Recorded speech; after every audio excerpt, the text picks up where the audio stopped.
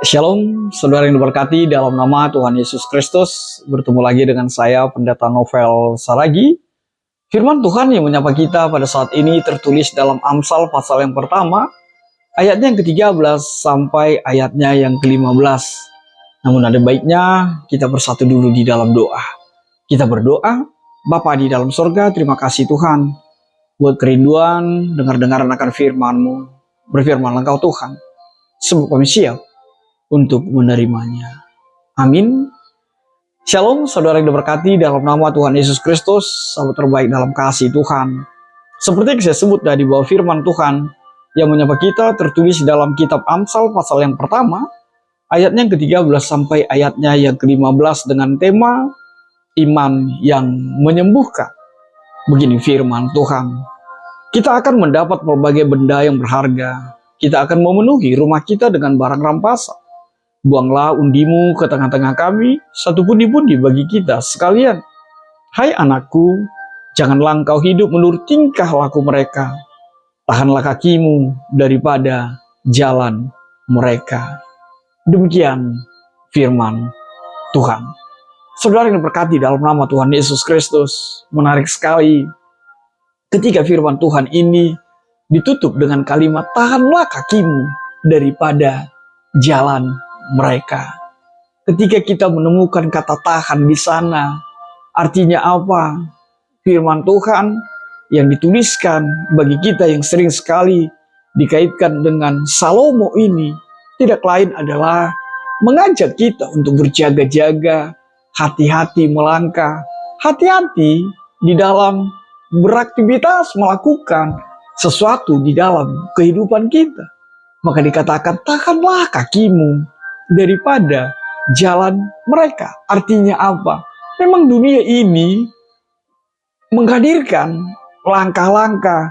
Memang dunia ini menghadirkan banyak sekali godaan yang mau mencoba untuk menggoda, bahkan menguliti, bahkan mempengaruhi setiap kita di dalam terlebih perjalanan iman percaya kita.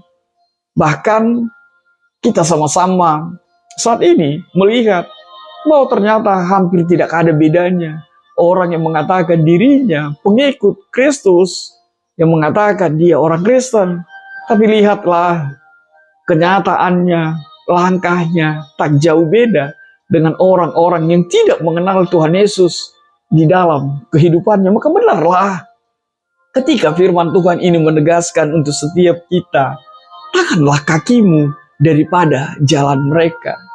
Artinya apa? Jangan panjang kali kakimu. Ya, kita harus mampu menahan kaki kita. Kita harus mampu menggerakkan kaki kita kemanakah kita harus melangkah. Karena langkah yang salah akan membuatmu terjebak kepada keinginan dunia ini.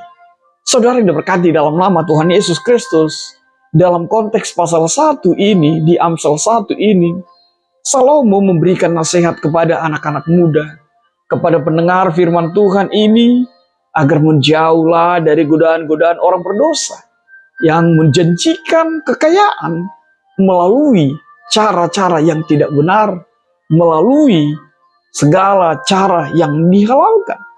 Dan disinilah Amsal ini berfungsi sebagai peringatan agar setiap kita jangan tertipu, bahkan tertipu oleh penampilan luar yang menggoda, tetapi pada akhirnya merugikan perjalanan kehidupan kita. Terlebih membuat kita terjebak di dalam keberdosaan. Maka saudaraku, dalam nama Tuhan Yesus Kristus, apa yang mau ditegaskan oleh Salomo melalui nats kita pada saat ini? Benar, nats ini hanya 3 ayat saja, 13-15. Tapi kita melihat penegasan yang luar biasa. Apa itu? Yang pertama, bahaya rayuan kejahatan itu. Lihatlah, seperti firman Tuhan, iblis itu seperti singa yang mengaum-ngaum. Dia akan selalu menerkam kita kapan kita lengah. Godaan itu pun seperti itu. Akan selalu mengintip setiap kita. Terlebih anak-anak Tuhan di tengah-tengah kehidupan kita. Hal yang kedua yang mau ditegaskan, nilai kekayaan, nilailah dari bagaimana Tuhan memberkati kekayaan yang engkau peroleh di dalam kehidupanmu, maka jangan nilai kekayaanmu dengan banyaknya harta bendamu. Tapi lihatlah, nilailah apakah yang kau punya adalah untuk puji hormat kemuliaan bagi Tuhan di dalam kehidupanmu. Yang ketiga, yang mau ditegaskan tidak lain adalah menjauhlah dari jalan orang fasik. Menjauhlah dari jalan kejahatan. Seperti apa yang dikatakan oleh Mazmur 1 itu. Bahwa setiap kita jangan pernah berjalan di jalan orang fasik. Seperti apa juga yang dikatakan oleh ayat yang ke-15 itu. Panggilan yang sangat jelas untuk menjauh dari tingkah laku orang-orang jahat.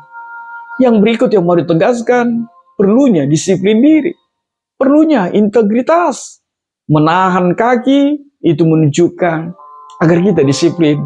Agar jadilah pribadi yang berintegritas di dalam kehidupan kita.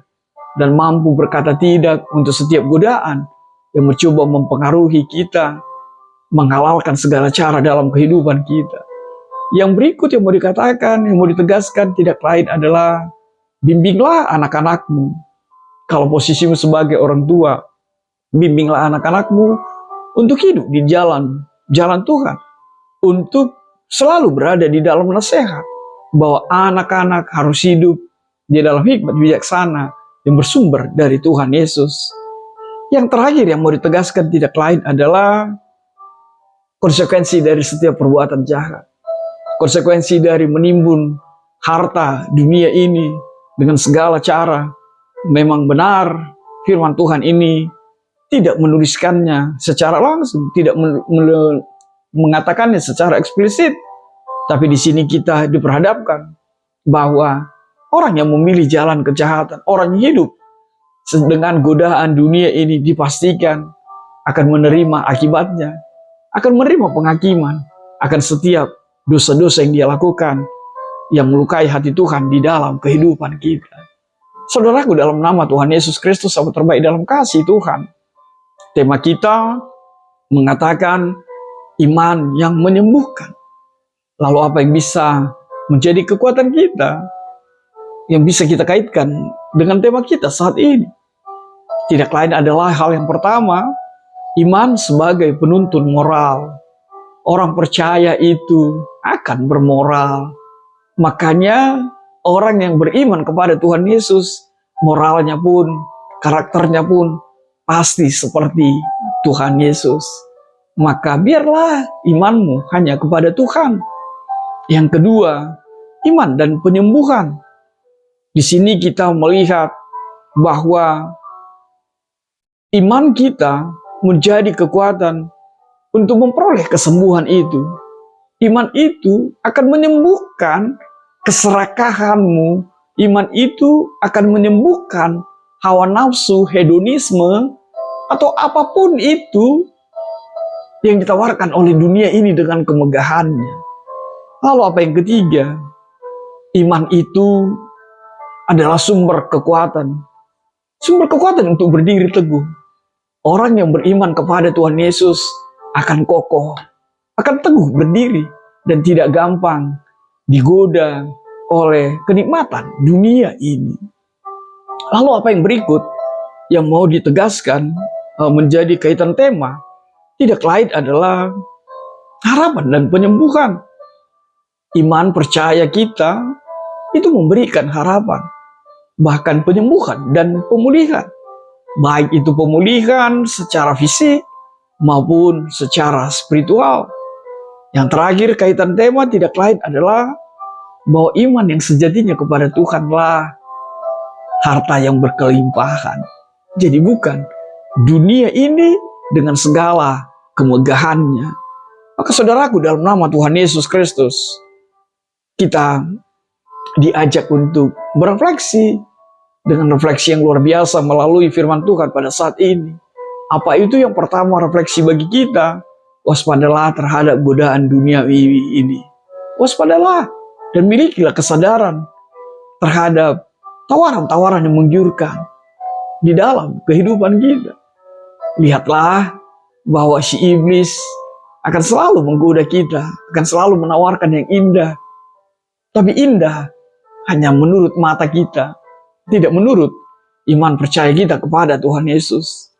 Yang kedua, apa yang menjadi refleksi bagi setiap kita tidak lain adalah jagalah integritas dan moralitasmu di dalam Tuhan. Artinya apa? Refleksi bagi kita, kita diajak untuk tetap teguh pada nilai-nilai iman kita, pada nilai-nilai moralitas anak Tuhan dalam kehidupan kita. Bahkan ketika kita dihadapkan pada tekanan untuk mengikuti jalan yang tidak benar, teguhlah di dalam imanmu dan jadilah pribadi yang bermoral dalam kehidupan ini. Dengan hal itu, kita menjadi pribadi yang teguh dan tidak gampang untuk digoda oleh dunia ini. Lalu apa hal yang ketiga? Andalkanlah iman dalam segala bentuk penyembuhan dalam dirimu. Menyembuhkan keserakahan, menyembuhkan kecongkakan, kesombongan, menyembuhkan keinginan untuk mendapatkan semua dunia ini. Iman itu berkuasa untuk itu. Maka tetaplah beriman kepada Tuhan Yesus dalam hidupmu. Yang terakhir, tidak lain adalah penting sekali untuk memiliki disiplin diri. Dalam arti, mari kita mencari kata disiplin itu, disciple, murid-murid.